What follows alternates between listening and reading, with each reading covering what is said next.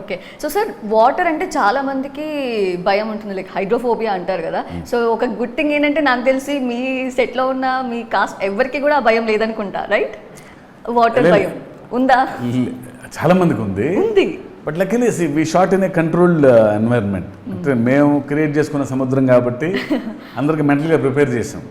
6 feet ఉంటుంది, 6 feet ఉంటుంది, so don't worry అని. But a few scenes we shot in the real sea also. But భయం ఉన్నా తప్పలా, బట్ సేఫ్టీ మెజర్స్ తీసుకొని చేసాం అందరం. Okay, super. So sir balancing గురించి మాట్లాడదాం మనం ఇప్పుడు. అంటే ఇప్పుడు ఒక విలన్ ఒక హీరో అన్నప్పుడు డెఫినెట్గా ఆ బ్యాలెన్స్ అనేది ప్రతి ఫిల్మ్ మనం చూస్తూ ఉంటాము, చాలా సూపర్గా చేస్తూ ఉంటారు. సో ఈ ఫిల్మ్లో సైఫ్ అలీ ఖాన్ తీసుకున్నారు ఆయన్ని. సో ఆయనని ఎన్టీఆర్ గారిని ఆ బ్యాలెన్స్ చేసే షార్ట్స్ కోసం మీరు స్పెషల్ వర్క్ చేశారా? బికాస్ బాలీవుడ్ అంతా చూస్తారు, టాలీవుడ్, ఇప్పుడు అన్ని ఇండస్ట్రీస్ చూసే సినిమా కాబట్టి మంది.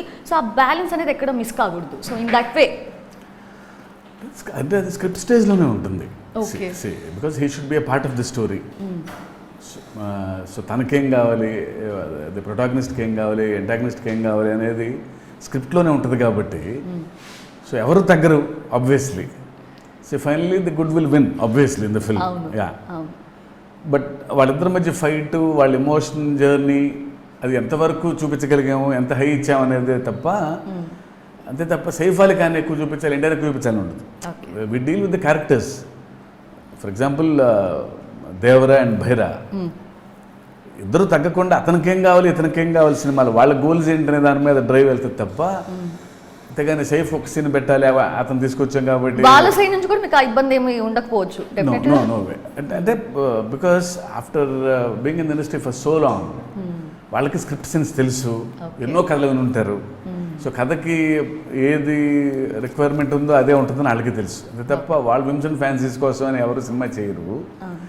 సో స్క్రిప్ట్ ప్రాపర్గా ఉన్నంతసేపు I don't think there will be any problem. Okay. So dual role అంటున్నారు, బట్ బయటేమో అందరూ ట్రిపుల్ రోల్ ఉంది అంటున్నారు. సో తెలియని ఒక రోల్ ఏదో దాచిపెట్టారు. Just one day to go. అవును. Even we're enjoying these kind of narratives. అంతేనా? ఎవరికి నచ్చింది వాళ్ళు ఒక స్టోరీ ఇస్తే ఎల్లుండి అంటే ఎవరిన ఏ నెరేటివ్ని ఇది తప్పు అని నాకు అంటాం ఇష్టంలే. Okay, let them think what they want. It's cute. మీరు ఒక ఎంటీ పేపర్ ఇచ్చారు, లెట్ దెమ్ రైట్, నచ్చింది రాసుకో. Just one day to go, చూసేస్తారు ఏముంది సినిమా. yes. So sir dual role play చేస్తున్నప్పుడు అంటే డెఫినెట్గా ఒక సీన్ తండ్రి పాత్ర, ఒక సీన్ కొడుకు పాత్ర, అట్లా సైమల్టేనియస్గా వెంటనే ఉంటుందా సార్, లేదంటే ఒక డేలో ఇలా ఉంటుందా? అంటే ఆ క్యారెక్టర్ నుంచి షిఫ్ట్ అవ్వాలి కాబట్టి ఐఎమ్ ఆస్కింగ్. విల్ ప్లాన్ స్కెడ్యూల్గా ప్రిపేర్ అవుతాము. Because there will be getups involved. Of course. Yeah, అందుకని సో ప్యారల్గా షూట్ చేయలేము. సో విల్ టేక్ టైం అనమాట. అంటే మళ్ళీ ఆ గెటప్లోకి రావాలి. It's process actually. Okay. So ఇప్పుడు మనం పేర్ల గురించి మాట్లాడుకుందాం సార్. దేవర, భైరవ, వరద, తంగం.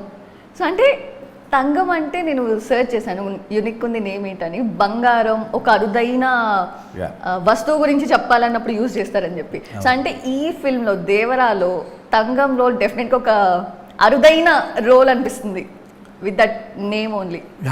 అంటే because the back drop it self is అంటే ఆంధ్ర అండ్ తమిళనాడు బార్డర్లో ఉన్న కోస్టల్ ఏరియాస్ అని చెప్పాను.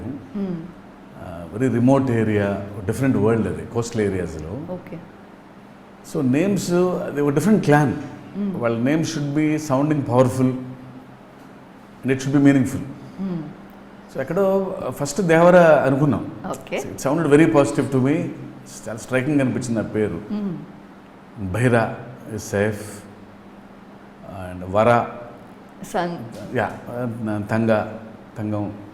సో నాకు ఎక్కడో రెగ్యులర్గా మనం మాట్లాడుకుంటున్న పేర్లు ఉండకూడదు. ఓకే. They are different. వాళ్ళు వేరే ప్రపంచం, వేరే క్లాను, వేరే ప్రపంచం ఇన్ ద సెన్స్ కొంచెం దూరంగా ఉంటారు. అందుకని ఆడియన్స్ ఒక కొత్త వరల్డ్ ఎక్స్పీరియన్స్ చేయాలి కాబట్టి డెఫినెట్లీ నేమ్స్ కూడా కీ ఫ్యాక్టర్.